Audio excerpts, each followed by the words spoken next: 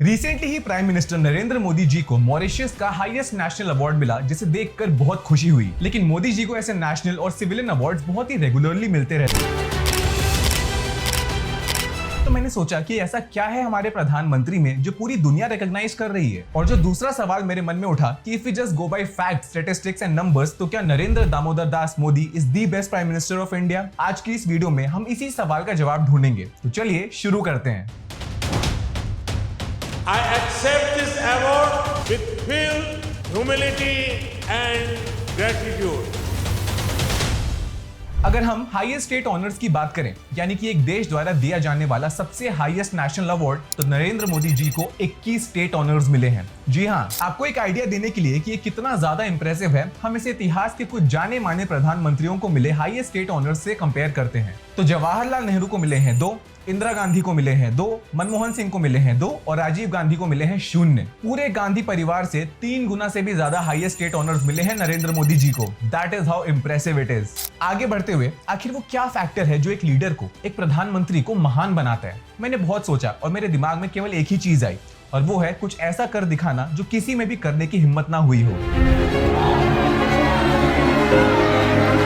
Welcome the Prime Minister Modi has got.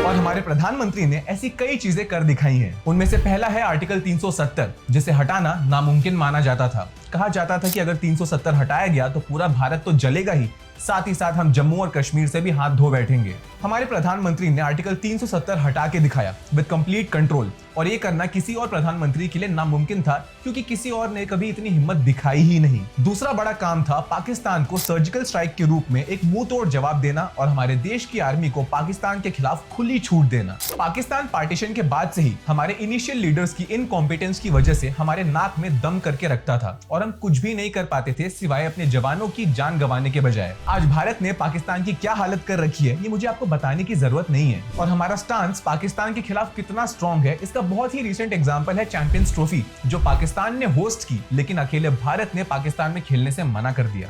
और फिर United Nations के कंटिन्यूअस इंटरफेरेंस के बावजूद ये केवल मोदी जी ही थे जो कर सकते थे, वरना हर बार पीसफुल टॉक्स की नौटंकी करके मामला दबा दिया जाता था। और यूनाइटेड नेशंस की बात आ ही गई है तो भारत के जियोपॉलिटिकल स्टांस की भी बात कर ही लेते हैं। 70 से भी ज्यादा देशों को विजिट करके मोदी जी ने आज इंटरनेशनल लेवल पे भारत की ऐसी इमेज बना दी है कि हर देश हमसे जुड़ना और एसोसिएट होना चाहता है। आज मोदी जी को एक ऐसे वर्ल्ड लीडर के रूप में देखा जाता है जिन्हें इजराइल पैलेस्टीन और रशिया यूक्रेन के वॉर के बीच एक नेगोशिएटर की भूमिका निभाने के लिए एनकरेज और रिक्वेस्ट किया गया। और इसीलिए मुझे कोई सरप्राइज नहीं होता जब प्राइम मिनिस्टर नरेंद्र मोदी जी को वर्ल्ड्स मोस्ट पॉपुलर लीडर की रेटिंग मिलती है। तो आज हमारी जियोपॉलिटिकल पोजीशन इतनी अच्छी है कि हम अमेरिका के साथ भी अच्छे टर्म्स पे हैं, हम मिडिल ईस्ट के साथ भी अच्छे टर्म्स पे हैं, हम इजराइल के साथ भी अच्छे टर्म्स पे हैं, हम रशिया के साथ भी अच्छे टर्म्स पे हैं, और कंपैरेटिवली चाइना के साथ भी ठीक ठाक रिलेशंस हैं अब हमारे। यहाँ तक कि हम अफगानिस्तान के साथ भी अच्छे टर्म्स पे हैं, हालांकि वो करना हमारी थोड़ी बहुत मजबूरी भी है, जो हम किसी और वीडियो में डिस्कस करेंगे। और आज यूरोप चाहे कितना भी तिल मिला जाए, उसे भली भांति पता है कि भारत के साथ अच्छे संबंध रखने में ही भलाई है।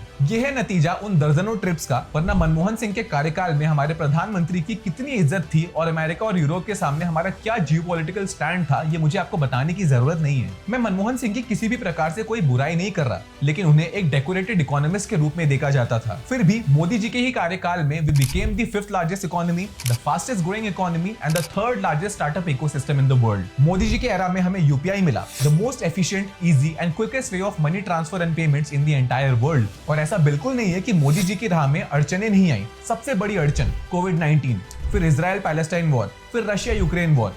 और जब सारे देशों की इकोनॉमी गर्त में जा रही थी, उस सिचुएशन में भी हम अकेले एक स्टेबल पोजीशन पे चल रहे थे, all because of his competent leadership. हमारे सारे पड़ोसी पाकिस्तान, बांग्लादेश और श्रीलंका, सबकी स्टेट मशीनरी पूरी तरह बर्बाद हो चुकी है। फिर अब उसके जिम्मेदार चाहे चाइना हो या यूएसए। पॉइंट ये है कि इन बड़ी सुपर पावर्स ने हमें भी स्टेबलाइज करने के लिए अपनी एड़ी चोटी का जोर लगा दिया था, लेकिन due to our strong leadership हम डटे रहे। आपकी पॉलिटिकल आइडियोलॉजी चाहे जो भी हो, जब कोई once in a generation leader आता है तो हम सबको उसे रिकॉग्नाइज करना चाहिए। सुभाष चंद्र बोस, लाल बहादुर शास्त्री, अब्दुल कलाम, अटल बिहारी वाजपेयी और अब नरेंद्र मोदी, ये कुछ ऐसे लीडर्स हैं जो कुछ साल नहीं बल्कि देश का पूरा भविष्य बदल देते हैं। हम कभी भी इन लीडर्स की पॉलिटिकल पार्टी पे ज्यादा ध्यान नहीं देते, क्योंकि ये सिर्फ नेशनल ही नहीं बल्कि ग्लोबल लीडर्स के रूप में पूरी दुनिया का मार्गदर्शन करते हैं। और मैं ये बिना किसी हिचकिचाहट और शक के बोल सकता हूँ कि नरेंद्र मोदी उन्हीं लीडर्स में से एक हैं and we are lucky to have him. और इनकी अहमियत हमें तब पता चलेगी when he will no more be our prime minister. जय हिंद।